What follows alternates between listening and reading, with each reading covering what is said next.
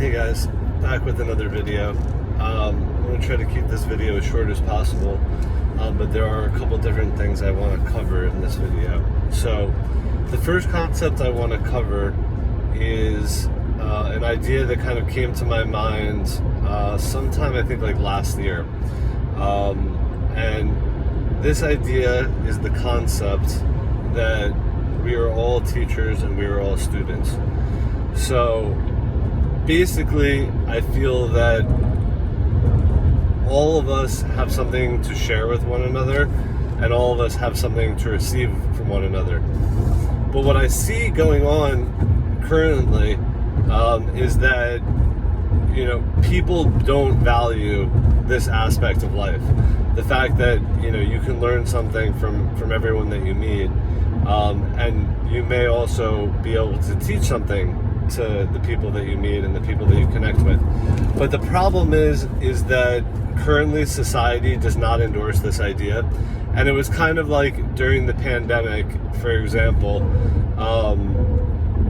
they said, trust the experts, listen to the science, don't do your own research. Don't listen to anybody, who is trying to explain something to you about the situation unless they're a doctor, unless they're a scientist.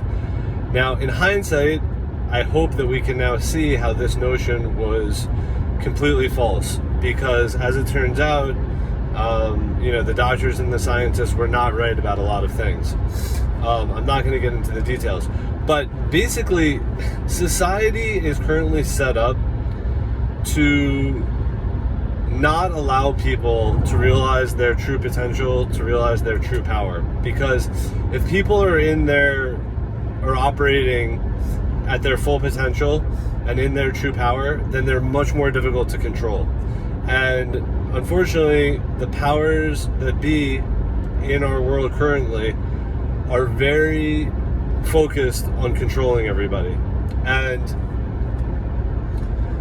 they're, actively working towards, I know I go on and on about this and I sound like a broken record, but they're actively working to, remove our freedom so that they can obtain as much control over the people and the resources as possible. So I'm here to say that we shouldn't undervalue each other's opinions just because the government tells us not to, or even to undervalue your own opinion on something because the government says, don't do your own research. Don't listen to anybody unless they're a doctor or scientist. I mean, we as human beings have tremendous potential, and we should not ignore that potential. And I think it's important to listen to each other's perspectives and to try to respect each other's opinions. That doesn't mean that you have to agree with everything that somebody says, but if you listen, you might learn something. You might learn something, even if that person is not, an expert in their field. You might learn something if you listen to their perspective, because everyone has a unique perspective on things, and the way that you become wiser, in my opinion, is by trying to see things from as many different perspectives as possible, and then you can form your own opinion. So anyhow, that's what I want to say about this. We are all teachers, we are all students, and it's important that we pay attention to one another because there are things there to be learned. So the next thing that I want to cover is kind of a broad generalization on an issue that I see going on right now, which is basically the balance of power between the people and the government. And I think I've kind of expressed adamantly, without maybe saying it directly, that the balance of power is out of balance right now. And the issue is that the government has much more power than the citizens. The government is there supposedly to help protect us, to help guide us, and to help, allocate the resources as efficiently as possible for the benefit of everyone, not for the benefit of a few. But the way that things are set up right now, things are being allocated for the benefit of the few and not for the many. So I think there was like a famous quote, I think it was Thomas Jefferson, who said, when the government fears the people, there is liberty. And when the people fear the government, there is tyranny. Well, unfortunately, we're in the latter of those two statements at the current time. And so I believe that a rebalance of power needs to take place. And unfortunately, in order for the people to regain their power, some blood might have to be shed, unfortunately. And I hate to like even go there, but that's the reality of the world that we live in. People don't listen when you just say, hey, you know, can you please give us some of our power back? It doesn't work that way. But anyhow, without getting too much into that, because I realize that is not the most pleasant of topics, I want to touch on the concept of bodily autonomy, because this is directly related to this concept of the balance of power between the people and the government. So this concept of bodily autonomy, to me, has presented itself two times very clearly. And what I find ironic about this is that I think that both the left and the right have this concept wrong. So the two examples that I'm referencing are the vaccine mandates, basically giving the government control over what we put in our bodies. And the second example is the woman's right to choose, or the right to have an abortion. So during the pandemic, the left, the Democrats, said, we're not smart enough basically to have control over our own bodies, and we're too selfish. So we need to give the government control over what we are mandated to put in our bodies. This is like a moral infraction of the highest order. And the fact that people can't see it is extremely frustrating to me. And so I will say the left was completely wrong on this, because this is a basic moral infraction. You yourself are the only person that should have control over what substances go into your body. Now people will say, oh, but Chad, you had to have all of these vaccines to go to school, blah, blah, blah. That doesn't make it right. Just because, two wrongs don't make it right. Just because they were already violating this moral code before, mandating that everyone have certain vaccines in order to go to school, doesn't make it okay for them to now mandate another vaccine for us to basically be a part of society. And then people will say, oh, but that's so selfish, you don't care about other people, blah, blah. You know what? It's a very basic thing. As soon as we give the government control over what goes into our body, it's a very slippery slope, because it's going to be more and more things. And people are like, oh, no, it's not going to be that way, blah, blah, blah. Yes, as soon as you give the government power, if you give them an inch, they're going to take a mile. And it doesn't matter what it's about, right? The same thing happens with gun rates. You can look what happened in Canada. Right now everybody's saying, oh, they need to get rid of the AK-47s. They need to get rid of the AR-15s. Nobody needs an automatic rifle. Well, look at what happened in Canada. They got rid of the automatic weapons.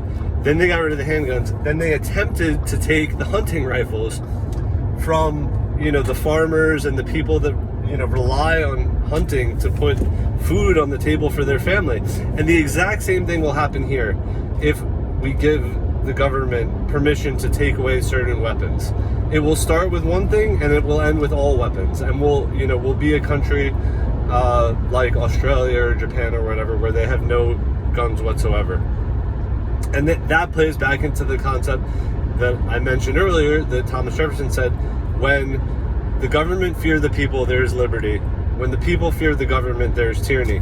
If they take our guns away, then we are going to be in fear of them, and not the other way around. The main purpose for having the guns is to keep the balance of power between the government and the people. And, people don't believe this, but it's true. Because the main thing, I don't want to get too much into that topic, but the main purpose for citizens being allowed to have AR-15s or other automatic weapons is because with an AR-15, which is an extremely efficient gun, you can form a private militia, and you might not be able to stop the government if they come and try to round people up and put them into detainment camps because there's a health emergency, for example, but you're going to make their job a lot harder, and that's exactly why they want to take away the AR-15s. It has nothing to do with school shootings or anything else. They simply want to remove that aspect of power from the people. So the other concept that I want to talk about in terms of bodily autonomy is the whole question of abortion. So I believe, again, that the left was wrong because they were advocating for vaccine mandates, and the right is also wrong currently because they're advocating to take away a person's right to choose whether they choose to birth a child into this world or not. You can't give the government control over your body. As soon as you do, it's a very slippery slope, and they're just going to continue to take more and more freedoms. And then people will say, oh, but it's not right to take a human life, blah, blah, blah. And I understand that. But the bigger moral infraction between, aborting a child and giving the government permission to do as they wish with your body, the bigger moral infraction is giving the government permission over what to do with your body. I agree, it is a tragedy when a child is aborted. It's a loss of a human life. But we cannot be giving the government control over what we do with our bodies. If we do, we're headed down a very dark path. People need to see this, they need to realize this, and they need to say, no, we're not giving you permission over what to do, what we inject into our bodies, or whether or not we choose to birth a child that's growing inside us. This is a very, very important human freedom that needs to be preserved at all costs. And if people don't, wake up to the fact that a lot of these basic human freedoms are, being attempted to be taken from us, we are going to end up in a very, very dark time. And I'm very fearful that is the direction that we're headed in, and that is a big part of the reason why I'm making these videos, for whatever little difference it makes by spreading these ideas.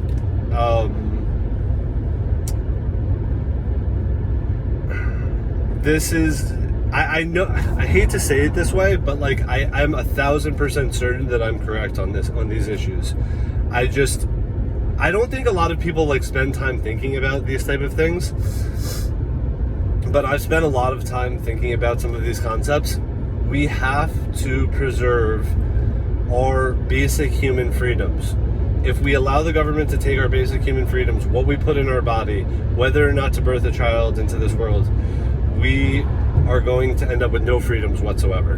And that really is the direction that we're headed. And I know people don't believe it, but it is the truth. There are a lot of other people who share the same belief as me.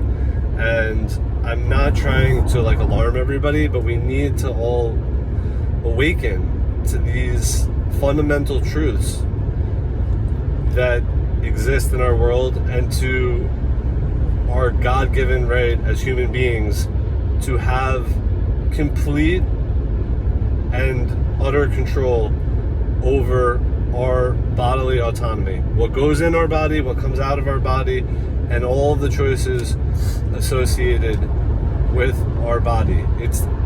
That is our God-given right. No one else should have control over our bodies.